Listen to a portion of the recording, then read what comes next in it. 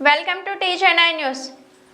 రొంపగుంట గ్రామ కాంగ్రెస్ పార్టీ ఆధ్వర్యంలో రైతన్నకు బోనస్ వచ్చిన సందర్భంగా రాష్ట్ర ముఖ్యమంత్రి రేవంత్ రెడ్డి తెలంగాణ రాష్ట్ర మేనిఫెస్టో కమిటీ చైర్మన్గా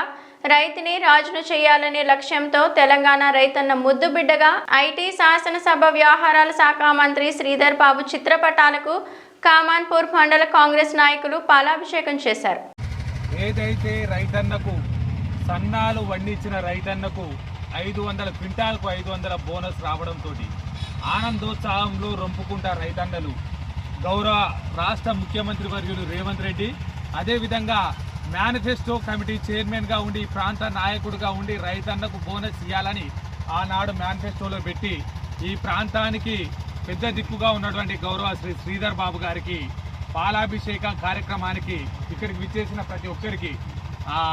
కమాన్పూర్ ప్యాక్స్ చైర్మన్ ఎందుకంటే భాస్కర్ అన్న గారికి, గ్రామ శాఖ అధ్యక్షుడు కోల నరేందర్ గారికి, గ్రామ సర్పంచ్ కట్కం రవణ గారికి, అదేవిధంగా మండల ఉపాధ్యక్షులు భాద్రప్ శంకర్ గారికి, అదేవిధంగా స్టేట్ పిసిసి కోఆర్డినేటర్ కదను కోఆర్డినేటర్ చక్రవర్తి గారికి, అదేవిధంగా కోల నరసాగౌడ్ గారికి,